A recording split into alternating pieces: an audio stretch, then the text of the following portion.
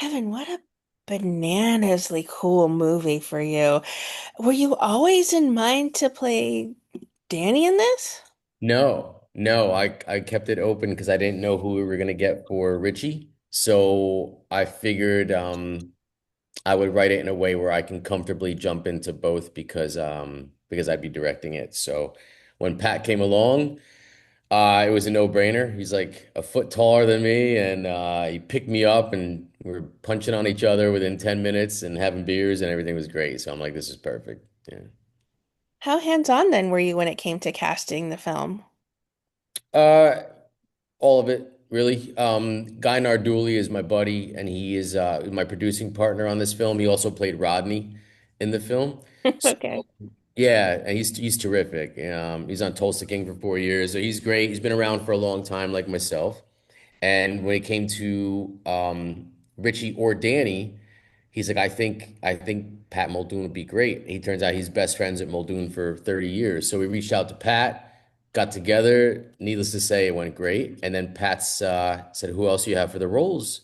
Who else is open?" So we said Sheila and Dally. So he said, "Okay, what about Denise?" I said, "Oh, that'd be interesting because no one's ever seen her do anything like this before. I don't think she's ever done like anything like this before." And we spoke about it, and he said, "I'm telling you, man, she'll go there." He said she's dying for something like this to sink her teeth into, um and I said, "Yeah, let's do it." So we talked, and she was all about it, and it was just kind of a no-brainer. And she, I think she appreciated being able to be an actor, you know what I mean? And not some kind of, sexy sex appeal type role. And for her to really just be It's raw. gritty. Her Yeah. role is super gritty. It's great to Yeah. see her in this avenue. And she jumped in. She was so open and raw and vulnerable, and she just blew us away on set. I knew we had magic with her. And then Mike Beach, I knew Mike for a few years, and I told him about the movie when I was like before I even wrote it because I had the idea in my head. So he said, "Give me a call." So Mike was in, and that's how it came to be. There is such a great chemistry between Richie and Danny as brothers. Did you and Patrick spend much time before shooting to sort of flesh out a familial bond, or was it just innate? Maybe you didn't even need a chemistry read. You nailed it. It was just innate. And when you have that off camera, it just conveys. So I was so comfortable with him. And that's just the magic Pat had. It was just, I don't know anybody that didn't love him. You know what I mean? He wasn't just like a likable guy. He was just a lovable dude. So we fell in really quick, really good.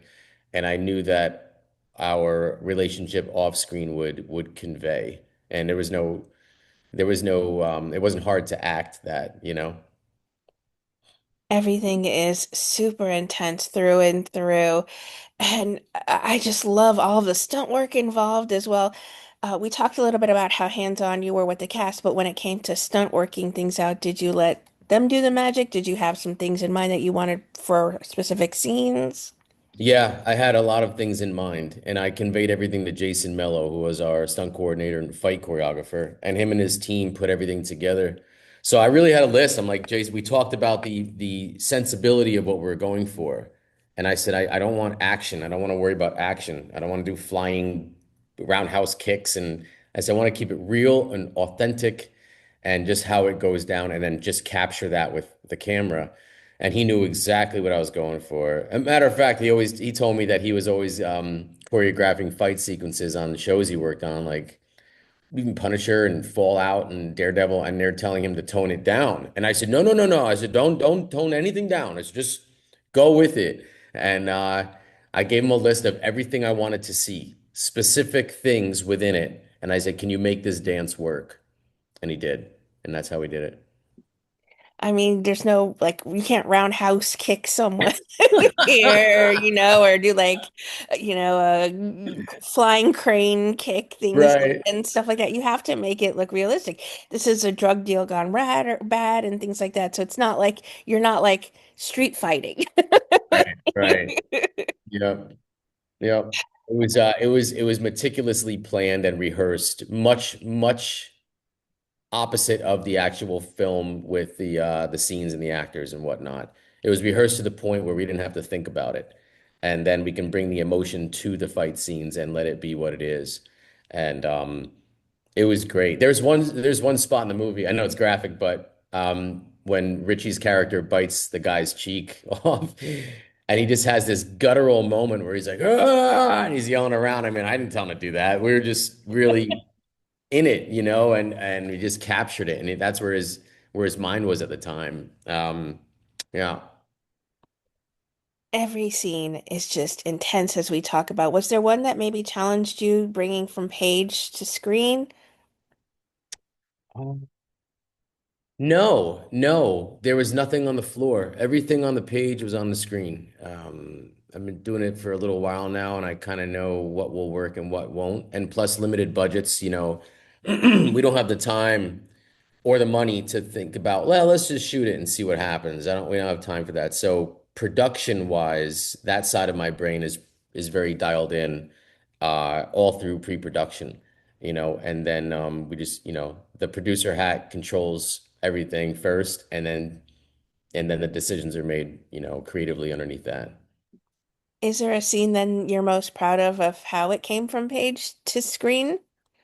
Maybe looking back at the edits, dailies, going, man, this is a bit surreal to watch my vision here Yeah. in this moment. Yeah, because it was not a lot. It's funny, Jamie, because I made a career as an actor, improvising. It's just kind of everyone's got their strengths, and I'm that type of actor.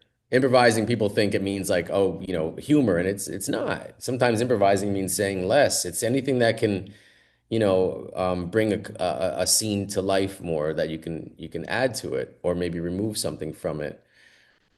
But it was tight. Everything said on screen was on the script because it was said for a reason. And for what you just mentioned, your question, I think I'm most proud of the phone conversation between Richie and Sheila. Pat was so sincere, and Denise was so vulnerable. And granted, I'm in the scene with Pat, so I couldn't watch it. I couldn't watch most things, I just trusted everybody. And when I saw that put together, my editor Nick put it together, and I was like, wow, it just moved me so much. Moved me way more than when I wrote it. I wasn't expecting that emotional level to attribute the um to the to the story. It was really something. You're a writer, you're a director, you're a star of this. How did you shake off a long day of balancing all three of these heavy hits? I don't know. I don't know. It hurts. It stays with you for a little while. Physically, it was pretty beat up for about 2 months. Because Pat and I did all our own stunts, and he was great. I don't like using stunt doubles for stuff, and he jumped right in.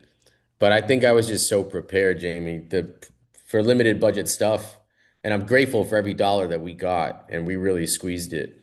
Pre-production for me is like 12 months. It's not 3 months. So everything is prep, prep, prep, prep. And then we just jump in. And you're so obsessed about something for so long that you put so much time and heart and energy into it, and you're so obsessive about it. At wearing all those hats, you just feel like nothing's going to stop me. Absolutely, it's impossible for something to stop me, and that's the mentality I have going into it. What do you think it is about Dirty Hands that's just going to make it this fast fan favorite crime drama? It's so fascinating, but the pace is so well set though as well. Maybe I'm pitching it for Keep going. This is great. Use that clip. I hope it does. I hope it resonates with people as much as it did with you and others that I've spoken to. That's the goal, It's just I want it to sit with people and they think about it and not just flip through for fodder just to fill up a void, Sure. I want them to be moved. As an actor, I want my work to be moved, move people, and I think I just kind of took that sensibility in these other roles, I'm not trained to write or direct. I don't know what I'm doing, Jamie. I just think I know how to tell a story, and everything, every aspect of it on a creative level from writing, directing, and acting means something to me deeply, personally. If I watch Dirty Hands right now, I get emotional watching it. and I've seen it 50 times in post. So some people will get it and some people don't. And I just hope that I hope that it affects people the way it affects me. And that's it. And what happened with Pat and everything, it's even harder to watch now. So I know, I yeah, know. I'm so sorry for that loss too, but it thanks. it must mean so much to you that he gave you 110%, and this film is going to be a special place in your heart doubly now with the work that he put into it for you. Yeah, yeah. And I hope it is for the people of his family and stuff, and they see the work that he put in and how proud he was. He was so excited. He was so excited. He was so excited. And he worked so fucking hard on it. Excuse my language, but he did. And I really just hope that what he put out there and left the world, it was all of him. It was all of his heart. It was all of his soul. Physically, it was everything. So yeah, it's Dirty Hands is a beautiful legacy, yeah, just for the work that you do, but for his work as well. And certainly Denise, as we talked about, man, yeah. she really shines in this. And all of you seriously look like you gave 120%. That's how much it wasn't even 110. It was that much, that much more to this. Have you other projects you've been busy working on? Are you writing again? Yeah, yeah, I am. We shot a film called Lupo last year. No, I'm sorry. What year is it again, Jamie? Yeah, we shot it last year in November. And that's a true story about a gangster named Joey Lupo who disappeared in 1971. And my wife directed that, Amanda, who's an accomplished actress, and it's her directing debut. And the story is about this man, but it's also about the relationship between him and his brother. Me and brothers, Jamie, I don't know. But his brother in real life was a fast rising state policeman, and Joey Lupo was a fast rising gangster. Yeah, and it's all true story. Joey Lupo's son was 5 years old when he disappeared. He's 60 now, and he approached me because I look just like his dad, and it just fit. So my production company was in a position to make the movie. We did it, and Nick Stahl plays my older brother. Wait till you see him. Matthew Del Negro's in it. Maddie is a buddy. Ronnie Matt Blevins. Servito. Yeah, Matt's awesome. Ronnie Blevins is a buddy of mine. Jeremy Luke. We're all friends. We never needed a casting director because Amanda and I have been acting for so Right? long, we just know everybody. So I feel like it's so disrespectful and degrading to ask someone to audition. Who the hell am I? I know what they can do. Why? Because they're doing a Exactly. different. It's so we take so much pride. We so enjoy making the phone call. Be like, hey Matt, I'm gonna send you a script. Let me know if you want in. Jeremy, Ronnie, this one. And then, friends of friends know people too, so they vouch for us. And Lupo's got a stacked cast. Federico Casaluccio's in it. Oh Servito's my God. incredible. You mentioned him. Everyone's just so wonderful. And Amanda is one of the actors in it too. She's great. Yes. So Lupo will be hitting the festival circuit. It's such a massive story. We had to chew it down, but it was so much interesting things about his disappearance that we decided to make a three-part, 1 hour docuseries simultaneously, which is in post right now. So we're going to release both. No sitting on those laurels, my friend. So that's happening. And then we're starting our new project. We're in development right now. We're going to be shooting in April 2027, and the movie is called Capella. It's about an obsessive homicide detective that is on the trail of a serial killer. That's all I'm going to say for now. But there's some big plans, and Amanda's going to be directing that as well. Well, as I said, you are just a powerhouse when it comes to making movies, especially Dirty Hands is a great, great film that I think so many people are going to just truly enjoy, not just for Patrick's legacy, but as I said, for the insane work each of you put into these gritty roles. Yeah. I'm so proud of you. I feel like you and I are, gonna hang out and have coffee on Sunday at some point. Say when, say when. Let's do it. Let's do it, But Jamie. this movie is so great, and I really think people are going to enjoy it. So I appreciate you giving me some of your time. Oh, I appreciate you giving me yours. Thanks so much, and I'm so glad that the movie resonated with you. It means a lot to me. Thank you.